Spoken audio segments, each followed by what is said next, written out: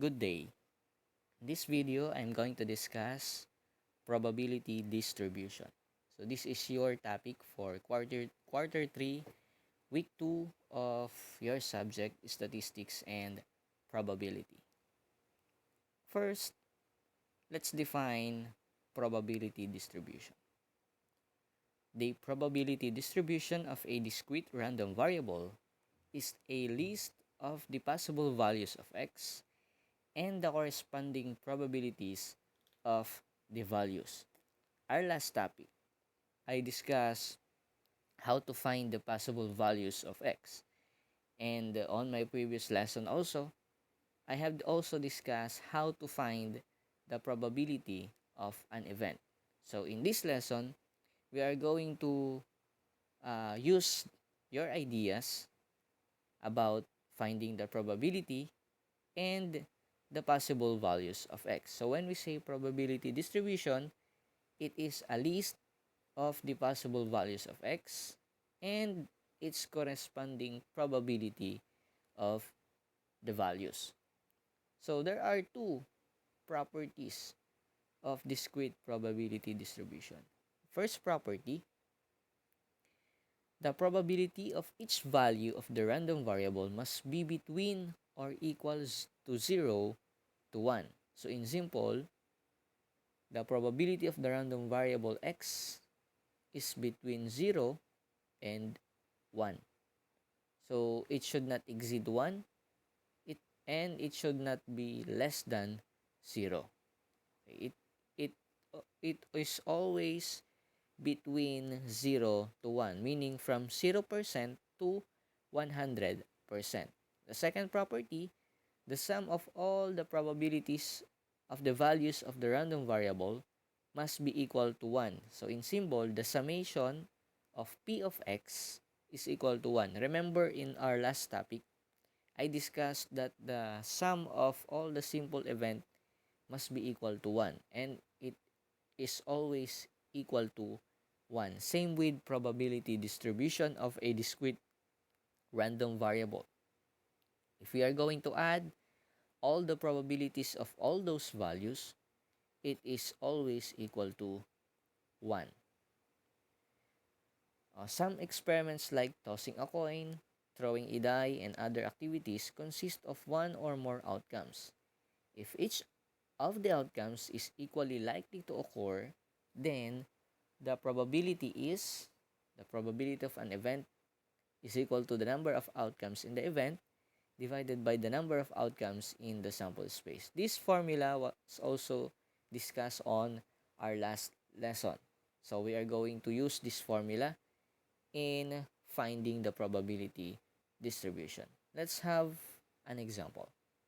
Example number 1. Suppose two coins are tossed. Let x be the random variable representing the number of heads that occur.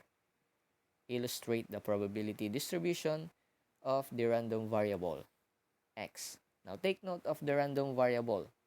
According to the situation, the random variable represents the number of heads that occur, and our experiment is tossing two coins. Now we are going to illustrate the probability distribution of the random variable x. So here is the solution to find and illustrate the probability distribution of the given random variable. First step is to determine the sample space. Second step is to determine the possible values of the random variable. As you can see and notice, step 1 and step 2 are the steps in finding the values of a random variable, which is our last topic. And we are going to add step 3 to illustrate the probability distribution, is that you are going to assign probability values of p of x to each value using the formula p of x equals n of e divided by n of s. Okay. Here are the steps and the solution for problem number one. First, determine the sample space. Let h represent the head and t for the tail. First step is you are going to find the or determine the sample space. So when you are going to toss two coins, the sample space for the experiment is we have two tails, tail head, two heads, head and tail. So there are four sample space. Second step, count the number of heads in each outcome in the sample space and assign these numbers to the outcome. Why number of heads? Because a random variable x represents the number of heads that occur. So we have the table, the possible outcomes in the left, and the second column is the value of the random variable, which is the number of head.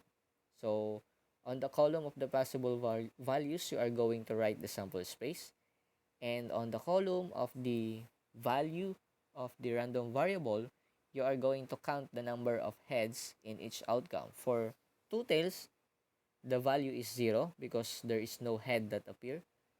For tail head, we write 1 because there's one head that appear on the outcome. For two heads, we write the value of 2 because there are two heads that appear on the outcome. And head tail, we write 1 because there's one head that appear on the outcome. Step 3. For step 3, you are going to list all the possible values of the random variable and assign probability values using the formula P of x equals number of outcomes in the event divided by the number of outcomes in the sample space.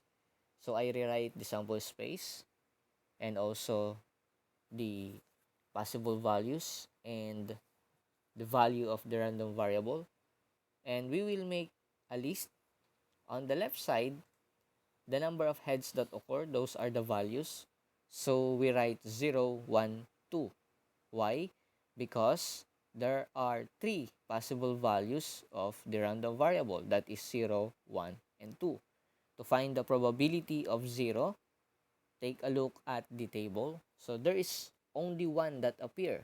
So that is 1 divided by 4. Why 4? Because there is 4 in the sample space, namely 2 tails, tail head, 2 heads, and head tail. So the probability of 0 is 1/4, or in decimal we have 0.25 or 25%. For 1, take a look again at the table. There are 2 that appear. So we write or we use the formula number of outcomes in the event divided by the number of outcomes in the sample space. That is 2 divided by the sample space is 4. That is 2/4. So 2/4 or 0.50 or 50%. And we have the last value, which is 2. Take a look again at the table. We have only 1. So we have 1 divided by sample space 4. That is 1/4 or 0.25 or 25%. Now, if we're going to add the probability of each values, 25% plus 50%, 25%, that is a total of 100%. So meaning, if we are going to add all the probability of each values, the sum is always equal to 1. Okay. For example number 2, we are going to use the idea of the probability distribution to find each probabilities. Example number 2, suppose you derive the probability distribution below, where random variable x represents the number of boxes of puto. So given is the number of boxes and each probability. So this is a probability distribution, and we are going to find the 3 probabilities. Now, take a look at the number of boxes. We have 35. Those are the values, 37, 40, 42, 45, 50. And on the right side, those are the probabilities of each values. For 35, the probability is 1/10. For 37, 1/5. For 40, we have the probability 1/10. For 42, that is 1/5. 45, we have the probability 3/10. And 50, we have the probability of 1/10. For letter A, what is the probability that 40 or more boxes will be sold in a particular day? For letter B, what is the probability that the number of boxes delivered will be at least 37 but not more than 50? For letter C, what is the probability that at most 40 boxes will be delivered in a particular day? Now take a look at the terms used from A to C. For letter A, please take a look at the phrase 40 or more. So when we say 40 or more, 40 above, that means 40 is included. Take note again, once again, that is 40 or more. That means 40 above, which means 40 is included. For letter B, take a look at the term at least 37. So when we say at least 37, that means 37 above. That means 37 is included. When we say at least 5, that means 5 above. So for letter B, when we say at least 37, that is 37 above. Then notice again the term not more than 50. When we say not more than 50, that is less than 50. Is 50 included? 50 is not included. Okay? For letter C, take a look and notice the term used at most 40. So when we say at most 40, 40 below. 40 is included and then below. So when we say at most 40, 40 is the highest and 40 is included, that is 40 below. Again, when we say at most 40, 40 below and 40 is included. Okay, for the solutions for letter A, what is the probability that 40 or more boxes will be sold in a particular day? For the term, again, used 40 or more, that is 40 above, which means 40 is included. So in the solution, first we write in a symbol. In symbols, we are going to find the probability that the random variable x is greater than or equal to 40. This means that you have to add the probability of the random variables 40, 42, 45, and 50. For 40, we have the probability of 1/10. For 42, the probability is 1/5.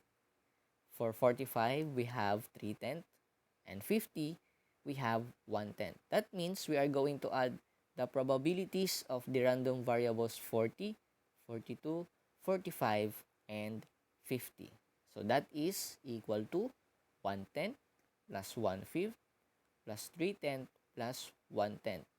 You can use your calculators to find and solve, but if you don't have calculators, you can solve it manually. When we are solving fractions, first find the LCD. So that is, the LCD is 10, so that is 1 plus 2 plus 3 plus 1 divided by 10, which is equal to 7/10, or in decimal, 0.7, or in percent, 70%. Again, when we say 40 or more, 40 above, and 40 is included.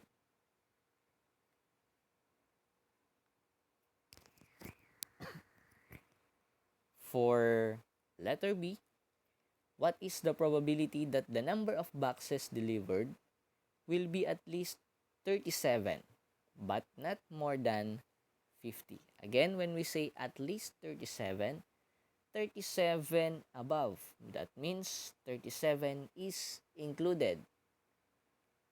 but not more than 50. That means below 50, and 50 is not included. So the solution first, you write it in symbol. That means that we are going to find the probability of the random variable x, which is greater than or equal to 37 but less than 50.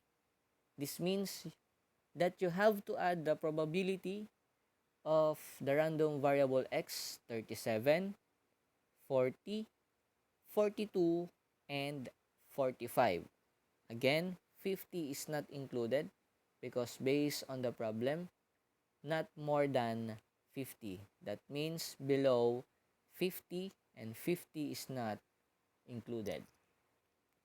So that means we are going to add 1/5 plus 1/10 plus 1/5 plus 3/10, which is equal to 2 plus 1 plus 2 plus 3 divided by 10, which is equal to 8/10 or 0.8 or 80%.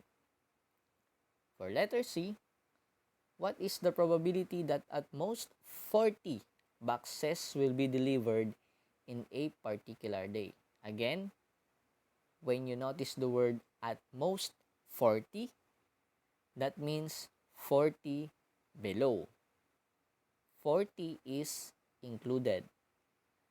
For solution, we write it in symbol. So in symbol, we are going to find the probability of the random variable x less than or equal to 40. That because of the word at most 40. That means 40 below and 40 is included. This means that you have to add the probability of the random variable x, 40, 37, and 35. So that is 1/10 plus 1/5 plus 1/10, which is equal to 4/10 or 2/5, or in decimal 0.4 or 40%. Now let's try to answer the following questions. Given the probability distribution of the monthly absences of a student based on his class advisor's record, x is the random variable. We have the values 0, 1, 2, and on the right column, we have the probability of the random variable x. For 0, the probability is 1/4. For 1, the probability is 1/2. For 2, we have 1/4. What is the probability that the number of absences is less than 2? What is the probability that the number of absences is less than 2? So in symbol, we are going to find the probability of the random variable x less than 2. Now take a look at the values of x. Less than 2, so that means 1 and 0. That means we are going to add the probability of 1/2 plus 1/4, which is equal to 3/4, or in decimal 0.75. Next, what is the probability that the number of absences is at least 1? So when we say at least 1, 1 or more, 1 above, that means 1 is included. So in symbol, we are going to find the probability of the random variable x greater than or equal to 1. So in our values of x, take a look. When we say at least 1, that means you are going to see 1 and 2. The probability of 1 is 1/2.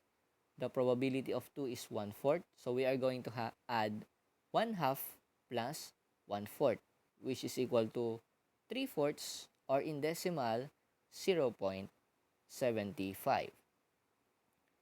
Next question. What is the probability that the number of absences is at most 2? So when we say at most 2, 2 below, and 2 is included. Now, in symbol, we have the probability of the random variable x less than or equal to 2. Take a look again at the column for the random variable x. So that means at most 2. That means 2 below. So we are going to look at 2, 1, and 0.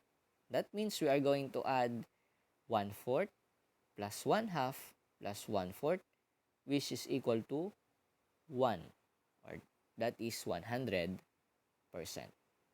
For your learning task, same on the R engagement, you are going to find the given probabilities using the probability distribution given. First, what is the probability that the number of absences is less than 3? Or in symbol, probability of x less than 3. You are going to find that probability using the probability distribution.